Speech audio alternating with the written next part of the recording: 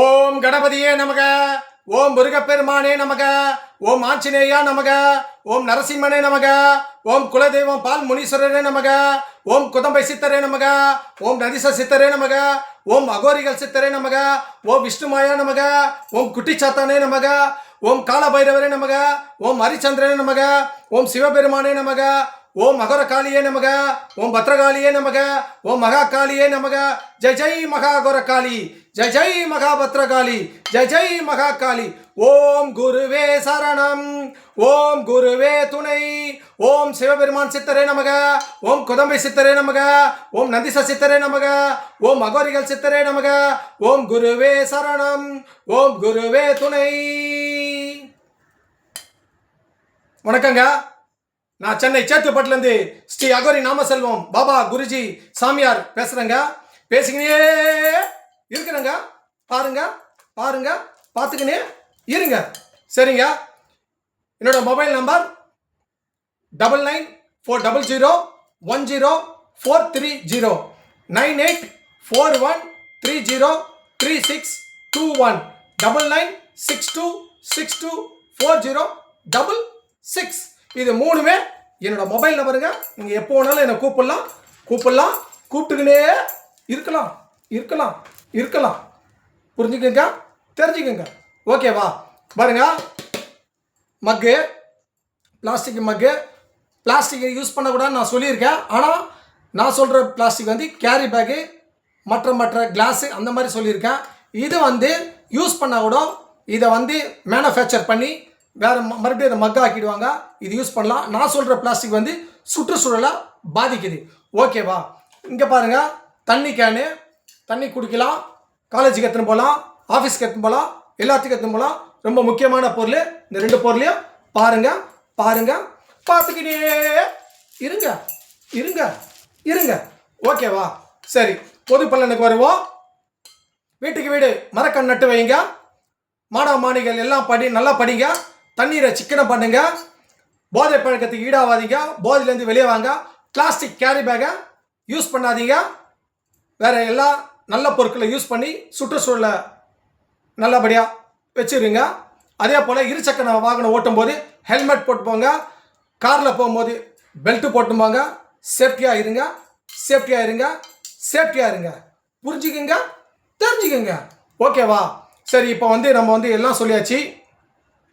ஜெய் ஜெய் ஸ்ரீராம், ஜெய் ஜெய் ஸ்ரீராம், ஜெய் ஜெய் ஸ்ரீராம். வெற்றிவேல் வீரவேல், வெற்றிவேல் வீரவேல், வெற்றிவேல் வீரவேல். பாரத் மாதா கி ஜெய், பாரத் மாதா கி ஜெய், பாரத் மாதா கி ஜெய். சனாதன வாழ்க. சனாதனத்தை வளர்த்தெடுப்போம், சனாதனத்தை உயர்த்துவோம். சனாதனத்தை அவர்கள் என்றால் அழிக்கும் நினைத்தால் அவர்களை வேரோடு அழிப்போம். சனாதனம் தான் இங்கே எல்லா இடத்திலும். சனாதனத்தை வளர்ப்போம். இந்து மதம் வாழ்க, இந்து மதம் வாழ்க, இந்துத்துவா வாழ்க, இந்து மதம் வாழ்க, இந்துத்துவா வாழ்க. வந்தே மாதரம், வந்தே மாதரம், வந்தே மாதரம். தேசிய கீதத்தை பாடுவோம், தமிழ் தாய் வாழ்த்தை பாடுவோம். தேசிய கீதத்தை பாடுவோம், தமிழ் தாய் வாழ்த்தை பாடுவோம். தேசிய கீதத்தை பாடுவோம், தமிழ் தாய் வார்த்தை பாடுவோம். தமிழ் வாழ்க, தேசிய கீதமே வாழ்க, வாழ்க, வாழ்க, வாழ்க. சரி, ஓகே. இப்போ எல்லா பொது பலனை சொல்லியாச்சு. இப்போ ஒரு சின்ன பாடல் ஒன்று பாடிக்கலாம். இந்த பாடல் ரொம்ப முக்கியமான பாடல். இந்த பாடலை பாடிக்கினே இருக்கணும். நெஞ்சம் உண்டு, நேர்மை உண்டு, ஓடு ராஜா, நேரம் வரும் காத்திருந்து பாரு ராஜா. நெஞ்சம் உண்டு, நேர்மை உண்டு, ஓடு ராஜா, நேரம் வரும் காத்திருந்து பாரு ராஜா. அஞ்சி வாழ்ந்தது போதும் ராஜா, அஞ்சி வாழ்ந்தது போதும் ராஜா. நீ ஆற்று வெள்ளம் போல் எழுந்து ஓடு ராஜா. ஹே, நெஞ்சம் உண்டு, நேர்மை உண்டு, ஓடு ராஜா, நேரம் வரும் காத்திருந்து பாரு ராஜா. ஒண்ணுமே கிடையாது, எல்லாத்தையும் பார்த்துக்கலாம், எல்லாத்துக்கிலும். ஓகேவா? எல்லாம் மாயே. கதம் எல்லாமே ஜீரோ தான். புரியுதுங்களா? பிரம்மதேவனை துதி, விஷ்ணுவை துதி, சிவனை துதி, காளி தேவியை துதி, இந்த 4 பேர் தான் இந்த உலகமே. புரியுதுங்களா? இவர்கள் இல்லை என்றால் இந்த பூமியே இல்லை. புரியுதா? ஆகியால எல்லாருமே இந்த 4 பேர் தான். மும்மூர்த்திகள் தான் இருந்தாலும் நம்ம சக்தியை எப்பவுமே நம்ம கூப்பிடுவோம். ஆகியால இந்த 4 பேரை வச்சு தான் இந்த உலகமே இயங்குது. இவங்க இல்லைன்னா இந்த உலகமே கிடையாது. நம்மளை படைச்சது இவங்க தான். எல்லா ஜீவராசிகளையும் படைச்சதும் இவங்க தான். நம்மளுக்கு முழு வேலை சாப்பாடு போடுறதும் மும்மூர்த்திகளே, சக்தியே. ஓகேவா? இந்து மதம் வாழ்க, இந்து மதம் வளர்க, இந்து மதத்தை உயர்த்தி பிடிப்போம், இந்து கடவுளை வணங்குவோம், இந்து மதத்தில் பிறப்போம், இந்து மதமாகவே சாவோம், இந்து மதமாகவே மூச்சு விடுவோம், இந்து மதமாகவே இறப்போம். எல்லாமே இந்து மதம் தான். நம்ம இந்து மதத்தை பிறந்துக்கணும்னா பாக்கியம் பண்ணியிருக்கணும். இந்து மதத்தில் பிறந்தா ஆயுள் காலம் அதிகம். இந்து மதத்தில் இருந்தால் உங்களுக்கு சகல சௌபாக்கியங்களும் கிடைக்கும். ஆகியால நாம் இந்து என்றதை பெருமை கொள்வோம், இந்து என்பதை பெருமை கொள்வோம். புரிஞ்சுக்குங்க, தெரிஞ்சுக்குங்க. ஓகேவா? பாருங்க, மக்கு தண்ணி கேன். ஓகே, இப்போ வந்து நம்ம முக்கியமான சப்ஜெக்ட் வருவோம். நாட்டோட பிரச்சனை ரொம்ப ரொம்ப முக்கியமான பிரச்சனை. பல விஷயமா அது நடந்துருக்குது. அதனால் வந்து இதை தமிழக மக்களே, தயவுசெய்து இந்தியா உள்ள மக்களே நீங்கள் நல்லா புரிஞ்சுக்கங்க, தெரிஞ்சுக்கங்க. அதுக்காக தான் இந்த வீடியோ போடுறேன். இந்த தொகுதி வரையறை மசோதாவை தாக்கல் பண்ணியிருக்காங்க. இந்த மழைக்கால கூட்டத்தொடரில் பெண்களுக்கு இடஒதுக்கீடு மசோதாவும் கொண்டு வராங்க. இன்னும் பல பல மசோதாவெல்லாம் கொண்டு வராங்க. ஏற்கனவே எலெக்ஷன் முன்னாடி கொண்டு வந்தாங்க. ஆனால் அதை செயல்படுத்த முடியல. அது யாருக்கும் ஆதரவு கொடுக்கல. ஆகியால் அது வந்து நிறைவேறல. இந்த மழைக்கால கூட்டத்தொடரில் திரு பாரத பிரதமர் நரேந்திர மோடி அவர்கள் இது கொண்டு வராங்க. பிஜேபி கொண்டு வருது. ஆகியால் இந்த மசோதாவை தயவுசெய்து சொல்கிறேன், தமிழ்நாட்டு மக்கள் மட்டும் இல்லை, இந்தியாவில் இருக்கிற அனைத்து எம்பிகளும் இதை நல்ல ஆதரவு கொடுங்க. தமிழ்நாட்டு மக்கள் எல்லாம் ஆதரவு கொடுங்க. தமிழ்நாட்டு எம்பிக்கள் குறிப்பாக ஆதரவு கொடுங்க. ரொம்ப நல்ல மசோதாங்க. ஏற்கனவே 543 எம்பிகள் இருக்காங்க. மக்கள் தொகை அதிகம். இந்த பெரிய தேசம் நம்ம இந்தியா. அதில் வந்து 140 கோடி மக்கள் இருக்காங்க. ஆனால் இப்போ சென்சஸ் சேர்த்தா ரொம்ப அதிகமாக இருப்பாங்க. அப்போ வந்து 543 என்பது போதாத ஒரு விஷயம். ஏன்னா நிறைய எம்பிகள் போட்டால் தான், நிறைய எம்பிகள் வந்தால் தான் மக்களுக்கு சேவை செய்ய முடியும். அதுக்காக தான் நாடாளுமன்றமே கட்டினாங்க. புதுசாக கட்டினாங்க. கட்டி அங்கே நிறைய இறக்கையெல்லாம் போட்டு நிறைய பேரை உட்கார வைக்கிறதுக்காக அங்கே நிறைய பேருக்கு வந்து இடஒதுக்கீடு பற்றி சொல்லியிருக்காங்க. அதே போல் வந்து நிறைய வந்து அங்கே எம்பிக்கள் உட்காரணுன்னு பெரிய அளவில் நாடாளுமன்றத்தை கட்டியிருக்காங்க. ரொம்ப நல்ல விஷயங்க அது. ரொம்ப ரொம்ப நல்ல விஷயம். எம்பிக்களை அதிகமாக்குறாங்க. ரொம்ப நல்ல விஷயம். தொகுதி மறையறிவு மூலியமாக எம்பிக்கள் அதிகமாகறாங்க. அதை நல்லா புரிஞ்சுக்கங்க. நல்ல திட்டங்க அது. நம்ம ஏங்க எதிர்க்கணும்? நிறைய எம்பி வந்தால் நமக்கு நல்லது தானே? சொல்லுங்கள். நம்ம பாரத பிரதமர் ரொம்ப கடுமையாக உழைக்கிறாங்க நம்ம நாட்டுக்காக. நம்மளோட பாரத பிரதமர் திரு நரேந்திர மோடி அவர்கள் கடுமையாக உழைக்கிறாங்க. அவர் தூங்குறாரோ இல்லையோ எனக்கு தெரியாது. ஆனால் அவர் வாழ்க்கையை நாட்டுக்காக அர்ப்பணிக்கிறாரு. எவ்வளோ விஷயம் பாருங்க. புரியுதுங்களா? நிறைய விஷயம் வந்து செஞ்சிருக்காரு அவர். புரியுதுங்களா? அவர் செய்யாத சாதனையே இல்லை. 2014 வந்தார். இன்னைக்கு பாருங்க எவ்வளோ ஒரு முன்னேற்றம் வந்திருக்கு பாருங்க. புரியுதுங்களா? ஒரு நேரத்தில் உலக நாட்டில் இந்தியான்னு ஒரு நாடு இருக்குதான்னு நிறைய பேருக்கு தெரியாது. இந்த காங்கிரஸ் கட்சி ஆண்டாங்க பார்த்தீங்களா? ஒரு 40-50 வருஷம் ஆண்டாங்க இந்த காங்கிரஸ் கட்சி. இந்த நாட்டுக்காக என்ன செஞ்சுருக்காங்க அவங்க? சொல்லுங்கள், அவங்க என்ன செஞ்சுருக்காங்க? ஒரு துரும்பு சிட்டாவது எடுத்து போட்டிருக்காங்களா? இதுவரையில் நம்ம இந்தியாவுக்காக அவங்க என்ன செஞ்சுருக்காங்க? எதுவுமே செஞ்சது கிடையாது. ஆனால் பாரத பிரதமர் 2014 வந்ததுக்கப்புறம் தான் இந்தியான்ற ஒரு நாடை தெரிவிச்சிருக்காரு. இந்தியாவுடைய ஒரு நாடு இருக்குதுன்னு வெளிநாட்டுக்காரங்களே தெரியும். இந்தியா ஒரு நாடு ஒன்று இருக்குதான்னு. அந்த அளவுக்கு சுற்றுப்பயணம்லாம் பண்ணுறாரு. நிறைய இடத்துல போய் வெளிநாட்டுக்குள்ள ஒப்பந்தம்லாம் போட்டு கொண்டு வராரு. புரியுதுங்களா? அந்த அளவுக்கு நம்ம இந்திய பிரதமரே போகாத அளவுக்கு தடலாம் பண்ணி வச்சுருந்தாங்க சில நாடுகள்லாம். இப்போ இந்தியா நாட்டு பிரதமர் எல்லா நாட்டுக்கும் போகிறாரு. ஜனாதிபதிலாம் போகிறாங்க. அந்த அளவுக்கு வந்து நம்ம நாடு வந்து ஒரு வல்லரசு நாடாக ஆக போகுதுங்க. உண்மையாக சொல்கிறேன். ரொம்ப அற்புதமாக திரு நரேந்திர மோடி அவர்கள் நல்ல காரியங்கள்லாம் பண்ணுறாங்க நம்ம நாட்டுக்காக. நம்ம அதெல்லாம் வந்து பாராட்டணும். புரியுதா? சில விமர்சனங்கள்லாம் இருக்கலாம். அதெல்லாம் எல்லா நாட்டிலையும் இருக்குது தான். ட்ரம்ப்புக்கு இல்லாத விமர்சனமா? புரியுதுங்களா? புத்தினிக்கு இல்லாத விமர்சனமா? புரியுதுங்களா? எல்லாருக்குமே எல்லா நாட்டிலையும் எல்லாருக்குமே வந்து விமர்சனங்கள் இருக்க தான் செய்யுது. அது உள்ளுக்குள்ள இல்லை பிரச்சனை. ஆனால் நம்ம நாட்டை வளர்ச்சி அடையணும்னா நம்ம பிரதமரால் தான் அது முடியும். நம்ம பாரத பிரதமர் அவ்வளோ ஒரு ஒரு நல்ல ஒரு திட்டத்தெல்லாம் கொண்டு வராரு. இப்போ பாருங்க, நல்ல ஒரு விஷயத்தை கொண்டு வராங்க. நம்ம ஏங்க எதிர்க்கணும்? நமக்கு ஒரு நல்லது நடக்குதுன்னா அந்த நடக்கத்தை நம்ம செயல்படுத்திட்டு போனோங்க. தொகுதி வரையறை மசோதா எவ்வளோ பெரிய நல்ல ஒரு விஷயம் பாருங்க. பல எம்பிக்கள் வந்தால் எல்லா மாநிலத்துக்கும் அதிகமான எம்பி தரன்றாங்க, குறைச்சி தரமாட்டேன், அதிக எம்பி தரன்றாங்க. அப்புறம் என்ன நம்மளுக்கு குறை? ஆதரிப்போம்.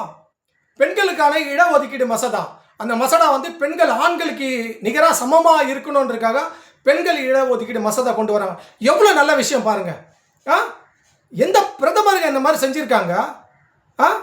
எவ்வளோ பிரதமர்லாம் நம்ம நாட்டை ஆண்டிருக்காங்க. ஆனால் திரு நரேந்திர மோடி மாதிரி ஒரு பிரதமர் நம்மளுக்கு கிடைச்சது பாக்கியம் பண்ணியிருக்கணும், நம்ம புண்ணியம் பண்ணியிருக்கணும். சிலர் இங்கெல்லாம் தமிழ்நாட்டில் வந்து சில பேர் வந்து பிரிவினைதை உண்டு பண்ணுறாங்க, புரியுதுங்களா? பிஜேபியை வந்து தமிழ்நாட்டில் தப்பாக பேசுகிறாங்க, பிரதமர் வந்து தப்பாக பேசுகிறாங்க. அவங்க எவ்வளோ சாதனை பண்ணியிருக்காங்க தெரியுமா? புரியுதுங்களா? அதெல்லாம் நம்ம யோசிக்கணும். பல மாநிலங்கள் வளர்ச்சி அடைந்து இருக்குது, பல மாநிலங்கள் நல்லா வந்து முன்னேற்றத்தில் கொண்டு போயிருக்காங்க. நம்ம நாட்டையே வந்து பெருமைப்படுறவங்களுக்கு நிறைய விஷயம் பண்ணியிருக்காருங்க திரு நரேந்திர மோடி அவர்கள்.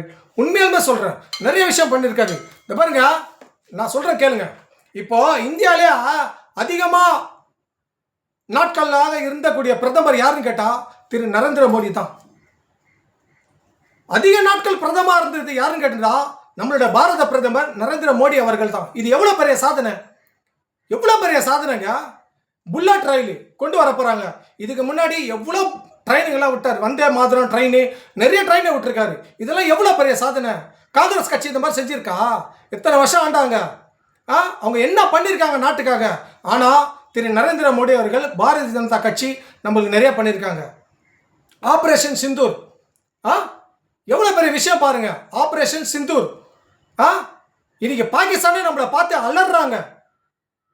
சீனாக்காரன் பார்த்தா நம்ம நாட்டை பார்த்து அலறான். பக்கத்தில் இருக்கிற வங்காளதேச நாட்டுக்காரங்க அலறாங்களே, பக்கத்தில் இருக்கிற நேபாளம் பார்த்து கூட நம்மளை அலறுதுங்க. எல்லா நாட்டுக்காரங்களும் நம்மளை பார்த்து வந்து இந்தியா வளர்ச்சி அடைந்த பார்த்து அலறாங்க, போராமப்படுறாங்க. அந்த அளவுக்கு பாரத பிரதமர் நிறைய விஷயம் நம்மளுக்காக பண்ணியிருக்காரு. ஆப்ரேஷன் சிந்தூர், நீ அடிச்சா நான் திருப்பி அடிப்பேன், இந்தியன் ஒன்றும் கோழை கிடையாதுன்னு சொல்லி திருப்பி அடிக்கிறாரு.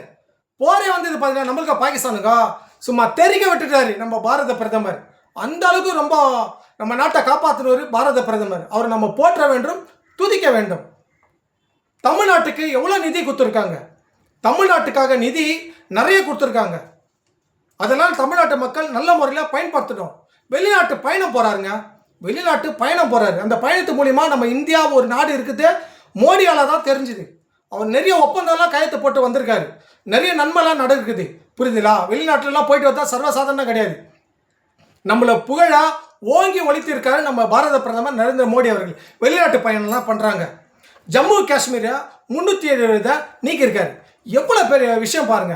அங்கே ஜம்மு காஷ்மீரில் வாழவும் முடியாதுங்க, எந்த நேரமும் போலீஸ்காரனும் வாழ முடியாது, இராணுவமும் வாழ முடியாது. அந்த அளவுக்கு வந்து பொதுமக்களை கல்லடி தாக்குதல்லாம் பண்ணாங்க.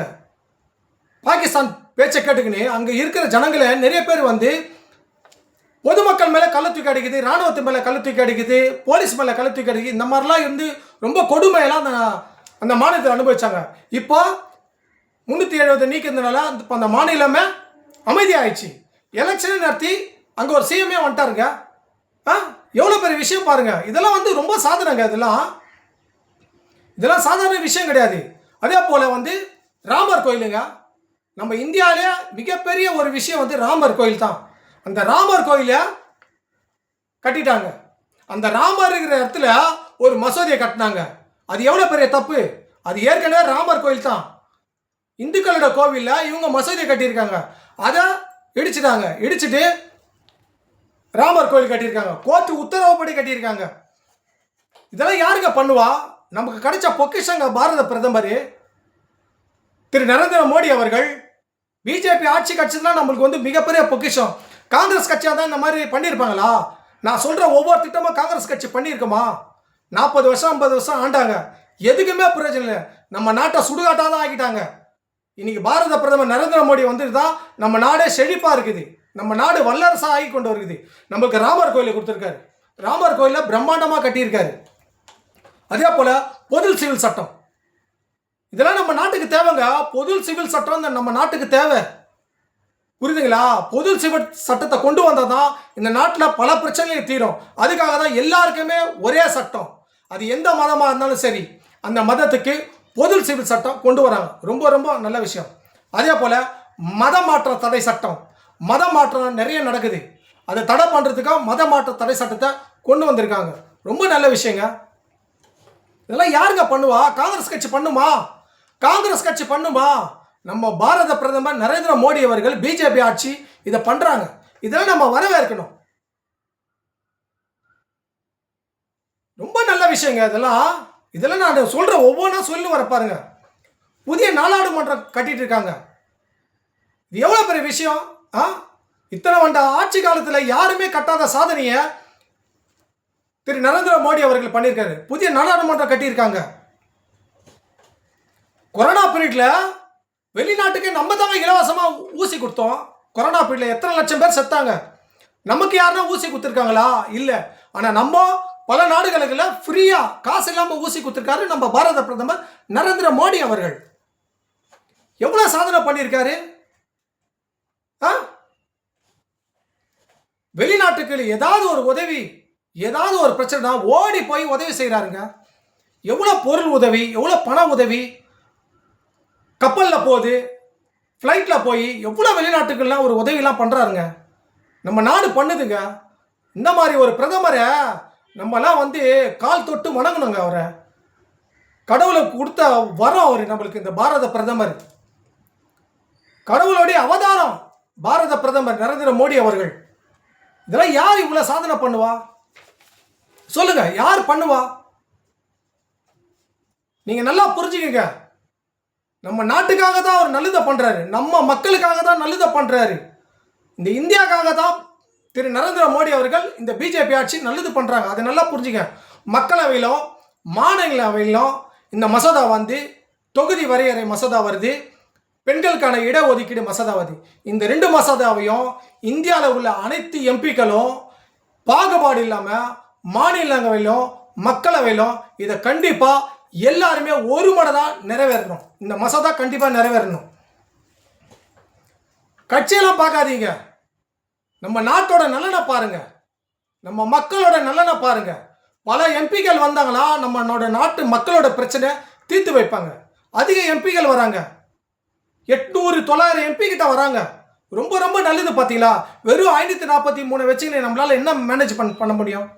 அதிக எம்பிக்கள் வராங்க. அது ரொம்ப ரொம்ப நல்ல ஒரு விஷயங்க. நாட்டில் உள்ள எல்லா எம்பிக்களும் தயவு செய்து சொல்றேன், யாருமே எதிர்க்காதீங்க. எல்லா எம்பிக்களும் இந்த மசோதாவை ஆதரிங்க. நல்ல நல்ல திட்டங்களை கொண்டு வராங்கங்க பிஜேபி, பாரதிய ஜனதா கட்சி, திரு நரேந்திர மோடி அவர்கள். ஆகியால இந்த மக்களவையிலும் மாநிலவையிலும் குறிப்பாக இன்னைக்கு வரக்கூடிய இந்த தாக்கல் பண்ணுறாங்க பெண்களுக்கு இடஒதுக்கீடு மசோதா, புரியுதுங்களா? தொகுதி வரையறை மசோதா. இதை கொண்டு வரது ரொம்ப ரொம்ப முக்கியமான ஒரு விஷயம். இதை எல்லாருமே வாக்களிக்க, மாநிலங்களிலும் மக்களவையிலும் வாக்களித்து ஓட்டு போடுங்க. ஓட்டு போட்டிங்கன்னா நம்ம நாட்டுக்கு மிக சிறப்பு ஒரு அந்தஸ்து கிடைக்கும், நிறைய வளர்ச்சி ஏற்படும், பொதுமக்களுக்கு நல்ல ஒரு சேவை செய்யறதுக்காக எம்பிக்கள் வருவாங்க. இதெல்லாம் யாருங்க பண்ணுவா? யார் பண்ணுவா இதெல்லாம்? அதுக்காகவே புதுசாக நாடாளுமன்றத்தை அவர் கட்டினாருங்க. எவ்வளவு பாருங்க, எவ்வளவு மூளை பாருங்க திரு நரேந்திர மோடி அவர்களுக்கு. இது போலாம் செய்யணுன்றதுக்காக தான் அவர் முன்னாடி எல்லா காரியமும் பண்றாரு. தமிழ்நாட்டு மக்களுக்காகவும் தமிழ்நாட்டு மக்கள் உண்மைக்காகவும் நீங்க கண்டிப்பா சொல்றேன், இந்த இந்திய நாட்டு மக்களுக்காகவும் எல்லாரும் சேர்ந்து நம்ம ஒரு மனதா ஆதரவு தரணும். கண்டிப்பா தமிழ்நாட்டு மக்கள் மட்டும் இல்லை, இந்தியாவில் உள்ள அனைத்து மக்களும் இந்த மசோதாக்கு நம்ம ஆதரவு கொடுக்கணும். வெளியிலேருந்து ஆதரவு கொடுக்கணும். உள்ள எம்பிக்களும் மாநிலவையிலும் மக்களவையிலும் எம்பிக்களும் அவங்க ஆதரவு தருவாங்க, கண்டிப்பா தருவாங்க. நம்மளாம் குரல் கொடுக்கணுங்க.